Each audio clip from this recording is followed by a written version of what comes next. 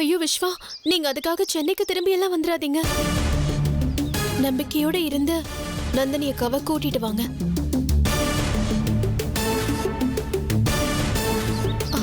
Suppose உங்களால முடியலன்னா எனக்கு ஒரு ஃபோன் போடுங்க. நான் உடனே கிளம்பி மதுரைக்கு வரேன். சேச்சா, அதெல்லாம் வேண்டாம். தேங்க்ஸ் அகிலா, ரொம்ப தேங்க்ஸ் சொன்னதுக்கு. But I'll manage, no problem. Vishwa, என்ன நடந்தாலும் நீ திரும்பி வராத. என் மருமகளோட தான் திரும்பி வரணும். நல்லா ஞாபகம் வச்சுக்கோ. ஞாபகம் இருக்குமா? விஸ்வா, கண்ணம்மா எப்படிடா இருக்கா? அவளை நீ பாத்தியா? டெய்லி பார்க்குறேம்மா. குழந்தை தூக்கிட்டு தான் ஆஃபீஸ் வர அவ டெய்லி.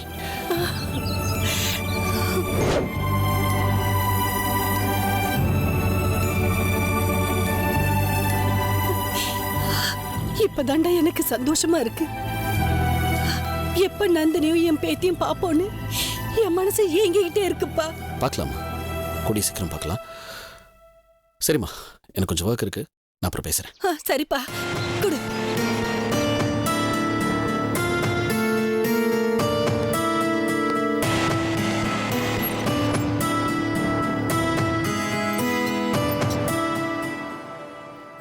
அப்பா, இப்பதான் எனக்கு நிம்மதியா இருக்கு.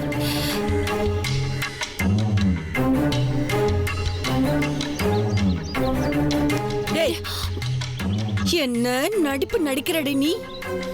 நந்தினி இங்க திரும்பி வரணும்னு நீ தினமும் சாமி கும்பிடுறியா? அவ வந்துடக்கூடாதுன்னு தானே நீ துடிச்சுக்கிட்டு இருக்க? ஆமா, அப்படிதான் துடிச்சிட்டு இருக்க. நீங்க வேணா இது உங்க பிள்ளைகிட்ட சொல்லிருக்கலாமே.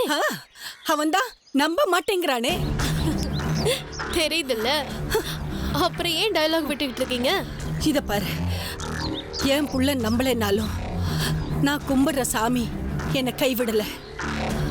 கரெக்டா நந்தினி கூட என் விஸ்வாவை சேர்த்து வச்சிருச்சு பாத்தியா?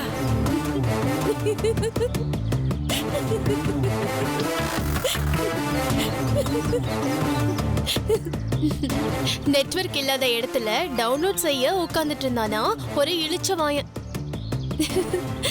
அந்த கதை தான் ஆக போகுது விஸ்வாவுக்கு. என்ன மொறப்பு? நந்தினி தான் போன்னு விரட்டி சண்டை போட்டுட்டு இருக்காளாமே. அப்புறம் எப்படி ஒண்ணு சேருவாங்க? சேரவே மாட்டாங்க. நானும் சேர விட மாட்டேன். பகல் கனவு காணாதடி. மதுரைக்கு போயிருக்கிற விஸ்வா நந்தினியோட தான் திரும்பி வருவான். நீதி கேட்டு மதுரைக்கு போன கண்ணகிக்கே புருஷன் கிடைக்கல, நந்தினிக்கா கிடைக்க போறாரு? நெவர். விஸ்வா என்னைக்கும் எனக்கு தான் சொந்தம். இத பார், நீ என்னதான் கழுத்து அறுத்தாலும் நந்தினியோட விஸ்வா வந்து உன் மூக்க உடைப்பான் பாரு. பார்க்கலாமா?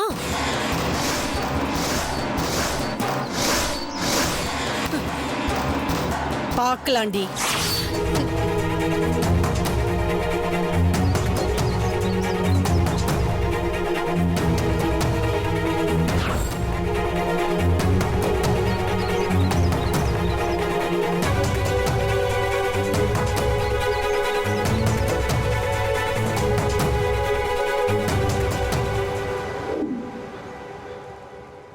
சமந்தி, சமந்தி, என்ன அங்கே நின்னுட்டீங்க?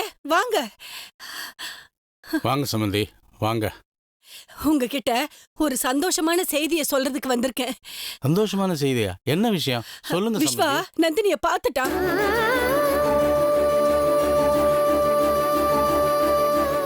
நந்தினி வேலை பார்க்கிற ஆபீஸ்ல வேலைக்கும் சேர்ந்துட்டான்.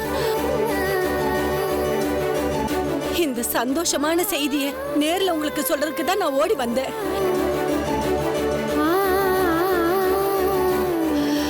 வேலையில சேர்ந்ததுமே எனக்கு போன் பண்ணி சொன்னா சம்மந்தி, நந்தினி மதுரையில ஒரு கம்பெனிக்கு எம்டியா இருக்காளாம். அந்த கம்பெனிலேயே விஸ்வாவும் மேனேஜரா வேலைக்கு சேர்ந்துட்டானா. சம்மந்தி, ரொம்ப சந்தோஷமான செய்தி தான் சொல்லியிருக்கீங்க. இத்தனை நாளா நந்தினி எங்க இருக்கான்னு தெரியாம தவிச்சிட்டு இருந்தோம். ஆனா இப்ப நந்தினி பெரிய பொறுப்புல வேலை பார்க்கறதும் அதே ஆபீஸ்ல மாப்பிள்ளையும் வேலை பார்க்கறாருங்கிறதும் ஒன்னா தெரிய வந்திருக்கு. மனசுக்கு ரொம்ப ரொம்ப சந்தோஷமா இருக்கு சம்பந்தி.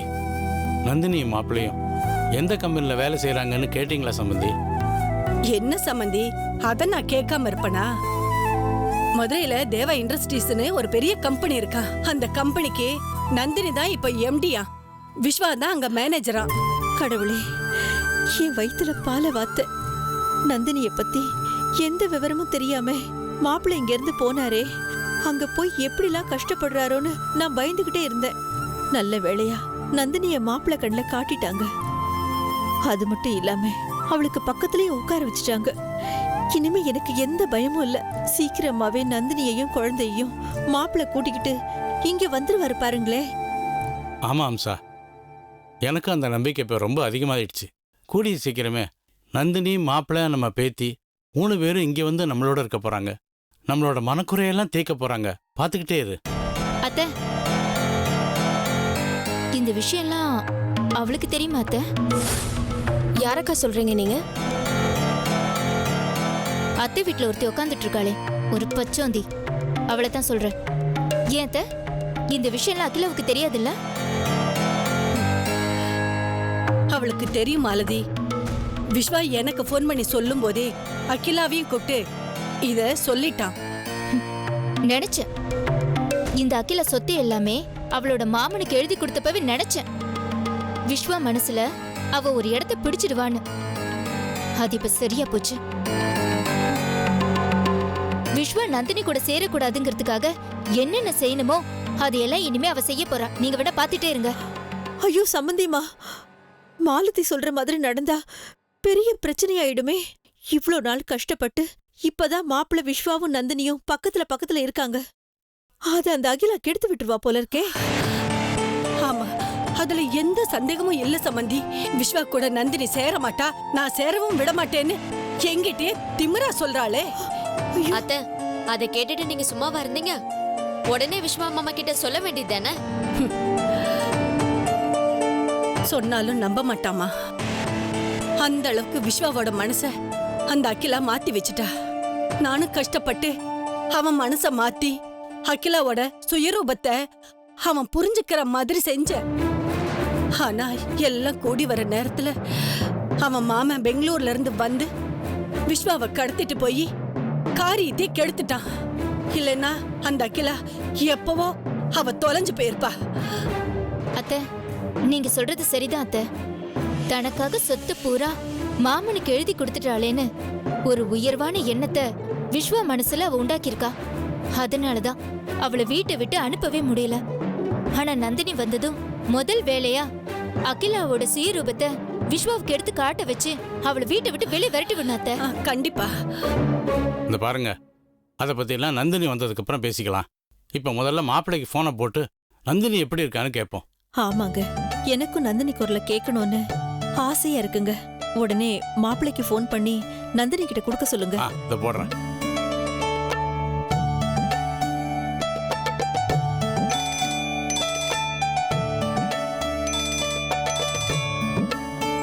ஹலோ, சொல்லுங்க மாமா. மாப்பிள்ள, நான் தான் பேசுறேன். ஸ்பீக்கர்ல போடுங்க சம்பந்தி. போடுறேன். சொல்லுங்க மாமா. மாப்பிள்ள, சம்பந்தி அம்மா அவங்ககிட்ட பேசினதை எங்க வீட்டுக்கு வந்து சொன்னாங்க. நீங்களும் நந்தினியும் ஒரே ஆபீஸில் தான் வேலை பார்க்குறீங்களாமே. அதை கேட்டதும் நாங்கள் எல்லாரும் எவ்வளோ சந்தோஷப்பட்டோம் தெரியுமா?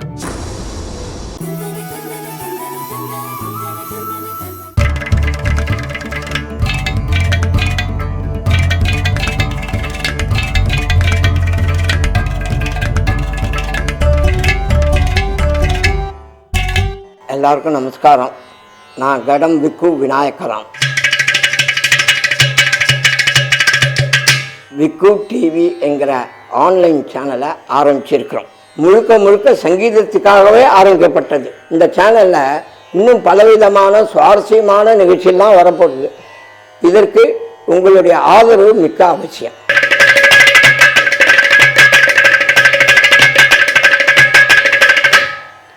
சப்ஸ்கிரைப் விக்கு டிவி. அப்புறம் மாப்பிள்ள, நந்தினி எம்டியா, நீங்க மேனேஜரா?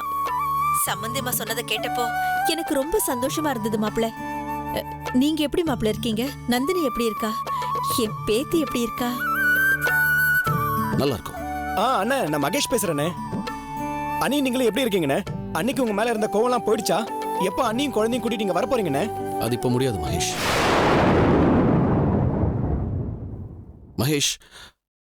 அவளுக்கு என் மேல உள்ள கோவமே இன்னும் குறையல.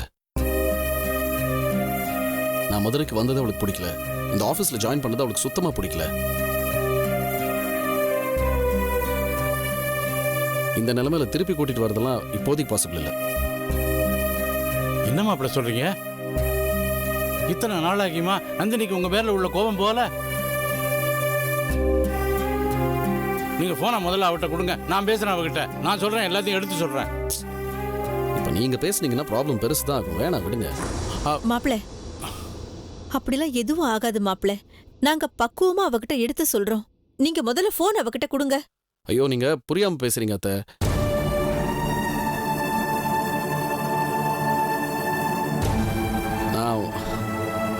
நான் அவளும் ஹஸ்பண்ட் அண்ட் ஒய்ஃபுங்கிறது எங்க ஆஃபீஸ்ல யாருக்கும் தெரியக்கூடாதுன்னு அவள் ஸ்ட்ரிக்டா சொல்லியிருக்கா. அப்படி இருக்கும்போது போனை கொடுங்கன்னா எப்படி கொடுக்கறது? மாப்பிள்ள, இதெல்லாம் அநியாயம் மாப்பிள்ள. அவன் என்ன இதை சொல்றது? பேசாம இருங்க நீங்க. நான் இப்பவே அங்க கிளம்பி வந்து நேரடியாக அவகிட்ட எல்லாத்தையும் பேசி இதுக்கு ஒரு முடிவு கட்டுறேன்.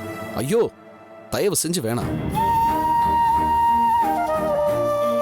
ஏற்கனவே ஒரு தடவை நீங்க சமாதானம் பேசுறேன்னு கிளம்பி வந்ததான் இந்த நிலைமையில இருக்கு. அவன் மறுபடியும் கோச்சுக்கிட்டு எங்கேயாவது போறதுக்காக வேணாம். தயவு செய்து இதெல்லாம் வேணாம், நான் பாத்துக்கிறேன். அதெல்லாம் போக மாட்டான் மாப்பிள்ள, நாங்க பாத்துக்கிறோம். நீங்க எதுக்கும் பயப்படாதீங்க. வேண்டான்னு சொல்றேனே, ப்ளீஸ். ஆஃபீஸ்ல யாருக்காவது நான் யாருன்றது தெரிஞ்சா அடுத்த நிமிஷமே குழந்தைய தூக்கிட்டு நான் கிளம்பிடுவேன்னு சொல்றா. அவ செய்வா, ஏற்கனவே செஞ்சிருக்கால. தயவு செஞ்சு வேணாம், இதை எங்கிட்ட விடுங்க, நான் ஹேண்டில் பண்ணிக்கிறேன்னு சொல்றேன்ல. Trust me. இல்ல விஸ்வா, எங்களை பார்த்தாலாவது நந்தினி மனசு மாறும்ல, அதனாலதான் சொல்றோம். ஏமா புரிஞ்சுக்க மாட்டேங்கிற நீயும்? இங்க பாருங்க, எல்லாருக்கும் ஒன்று சொல்றேன். தப்பு பண்ணுதுன்னா இது நான் தான் சரி பண்ணணும், நான் தான் சரி பண்ணுவேன். எப்படி டிப்ளமேட்டிக்கா ஹேண்டில் பண்ணுங்கிறத நான் பாத்துக்கிறேன். நீங்க இதை தயவு செய்து விட்டுருங்க ப்ளீஸ். யாரும் குழப்பாதீங்க, புரியுதா?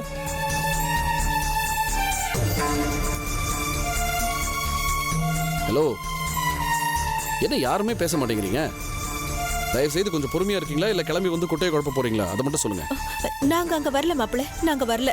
நீங்களே எப்படியாச்சும் நந்தினிய சமாதானப்படுத்தி இங்க கூட்டிட்டு வாங்க. அது வரைக்கும் நாங்களாம் காத்துக்கிட்டு இருக்கிறோம் மாப்பிள. சரி, நான் பாத்துக்கிறேன். நான் எப்படியாவது அவளை சமாதானப்படுத்தி கூட்டிட்டு வரேன். டேய் விஸ்வா, ஒரு நிமிஷம்டா. எனக்கு பேட்டி முகத்தை பார்க்கணும் போல இருக்கு.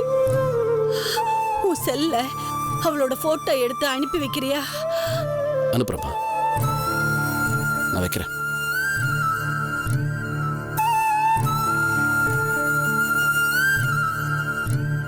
சரிங்க சம்பந்தி, அப்ப நான் கிளம்புறேம்மா.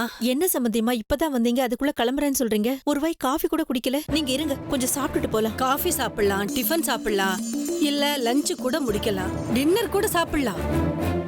என் வீட்டுல ஒரு திருக்காள்ல, நான் இல்லாத சமயத்துல அவ ஒரு சதி திட்டம் தீட்டி மொத்தமா என் குடும்பத்தையே காலி பண்ணிடுவா. நான் கிளம்புறேம்மா, இன்னொரு நாளைக்கு வரேங்க.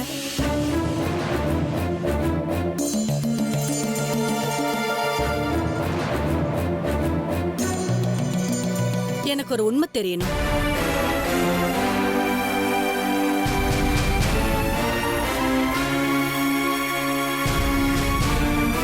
ஏன் என்கிட்ட எல்லாரும் பொய் சொல்றீங்க?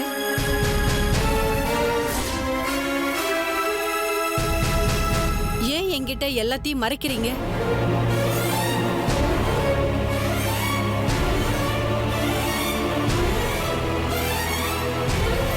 என்ன சம்பந்தி, என்ன பேசுறீங்க? நாங்க எதுக்காக உங்ககிட்ட எதையும் மறைக்க போறோம்? அந்த மாதிரி எண்ணம் என்னைக்குமே எங்ககிட்ட இருந்தது இல்லையே. இல்ல, விஸ்வாவும் நந்தினியும் சந்திச்சிட்டாங்கன்னு எவ்வளவு பெரிய சந்தோஷமான விஷயத்த நான் சொன்னேன். ஆனா உங்களோட யாரோட முகத்திலையும் பெரிய சந்தோஷத்தை நான் பார்க்க முடியலையே. அது இத பாருங்க, உங்களுக்கு ஏதாவது பிரச்சனையா? என்கிட்ட சொல்லுங்க. ஐயோ இல்ல சம்பந்தி, எந்த பிரச்சனையும் இல்ல. பல தடவை விஸ்வாவும் நந்தினியும் சேர்ந்துருவாங்கன்னு நினைச்சு நாங்க சந்தோஷப்பட்டுக்கிட்டே தான் இருந்தோம். ஆனா ஏதாவது ஒரு பிரச்சனை வந்துகிட்டே தான் இருந்தது. ஆனா இந்த தடவையாவது அவங்க ரெண்டு பேரும் சேர்ந்து ஒன்னா வரட்டும், அதுக்கப்புறம் நாம சந்தோஷப்படுவோம்னு நாங்க அதை வெளிக்காட்டாம இருந்தோம், அவ்வளவுதான். இத பாருங்க, நான் உங்க வீட்டு சம்மந்தி. உங்களோட நல்லது கெட்டது எல்லாத்துலயும் நான் இருக்கணும்னு ஆசைப்படுறேன்.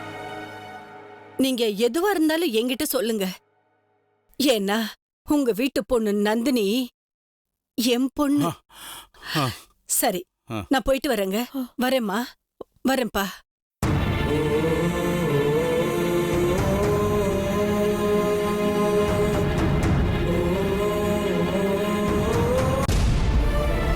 அப்பா பாத்தீங்களா, மாலத்தி அக்கா அன்னைக்கே சொன்னாங்க உண்மையை போய் சொல்லிடுவோன்னு.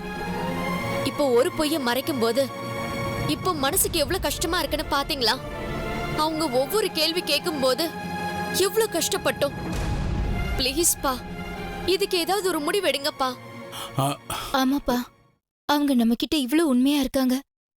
ஆனா நாம மாலதி, மாமா ஒன்னு பண்ணுவோமா? நம்ம எல்லாரும் சேர்ந்து மரகதம்மா வீட்டுக்கு போய் நடந்த விஷயத்தை எடுத்து சொல்லுவோமா? ஐயோ, ஆமாங்க, சம்பந்தியம்மா இருக்கிற வரைக்கும் எனக்கு கையும் காலும் ஓடலங்க. எங்க அவங்களுக்கு உண்மை தெரிஞ்சிருமோன்னு எனக்கு பயமா இருந்ததுங்க. நந்தினியும் விஸ்வாவும் பாத்துட்டாங்கன்னு அவங்க சொல்லும் போது அந்த சந்தோஷத்தை என்னால வெளிக்காட்டவே முடியலங்க. இங்க பாருங்க, ரேவதி சொன்ன மாதிரி நம்ம சம்பந்தியம்மா வீட்டுக்கு போய் எல்லா உண்மையும் சொல்லிடுவோங்க. அவங்க கண்டிப்பா நம்ம நிலைமையை புரிஞ்சுக்குவாங்க. அம்சா, எல்லாரும் கொஞ்சம் பொறுமையா இருக்கீங்களா? எதை சொல்றீங்க? சுந்தர் மாப்பிள்ளை செஞ்ச விஷயத்த அவங்க கிட்ட போய் வெளிப்படையா சொல்றீங்களா? இப்படி ஒரு காரியத்தை பண்ணிட்டாரு, அதனால இப்படி ஒரு பழியாச்சு, அந்த குடும்பத்துல ஒரு சாவு விழுந்துருச்சு அப்படின்னு போய் சொன்னா அவங்க நம்மளை பத்தி என்ன நினைப்பாங்க? நம்ம மேலேயே நம்ம குடும்பத்து மேலேயே எவ்வளவு மரியாதை வச்சிருக்காங்க, நம்ம குடும்ப கௌரவத்தை பத்தி எப்படி நினைக்கிறாங்க?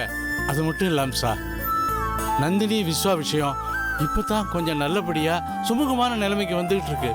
இந்த நேரத்துல இதை போய் சொல்லி நாம அவங்க மனசை கலைச்சிட வேண்டாம் ப்ளீஸ். ஐயோ, அப்புறம் என்னதாங்க செய்ய முடியும்? இப்ப கூட அவங்க சொன்னதை கேட்டியா? நந்தினிய ஏன் பொண்ணுன்னு சொன்னாங்க. அதனால முதல்ல விஸ்வாவும் நந்தினியும் இங்க வரட்டும். நந்தினி கிட்ட நாம எல்லாரும் ஒன்னா சேர்ந்து அழகா எடுத்து சொல்லி நாம பண்ண தப்ப அவகிட்ட எடுத்து சொல்லுவோம். அவன் நேர சம்பந்தி அம்மா கிட்ட போய் அழகா பக்குவமா எடுத்து சொல்லி நம்ம மேலே எந்த தப்பும் இல்லாத மாதிரி பண்ணிடுவா. இதெல்லாம் சுமூகமா நடக்கிற வரைக்கும் நீங்க யாரும் எதுவும் பேசாம மனசு சஞ்சலப்படாம அவங்க வேலையை போய் பாருங்க. அவ்வளவுதான் இப்போதைக்கு என்னால சொல்ல முடியும். போங்க.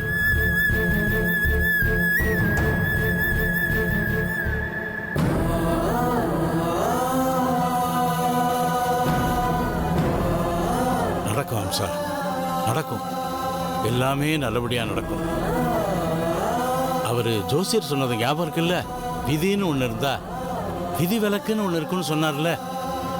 எல்லாத்துக்கும் ஒரு நல்ல விஷயம் நடக்கும். நம்பிக்கையோட இருப்போம்.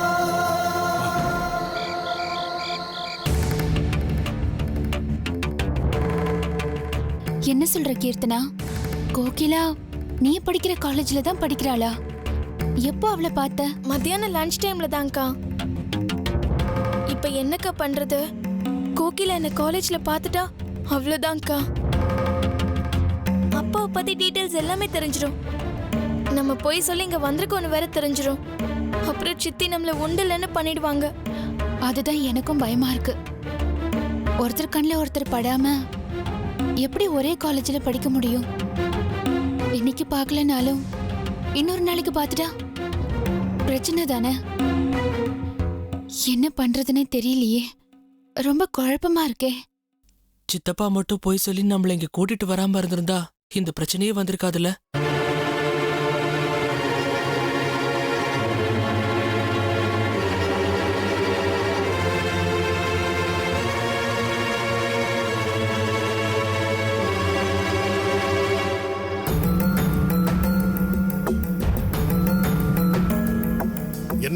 என்ன பத்தியா பேசிட்டு இருந்தீங்க?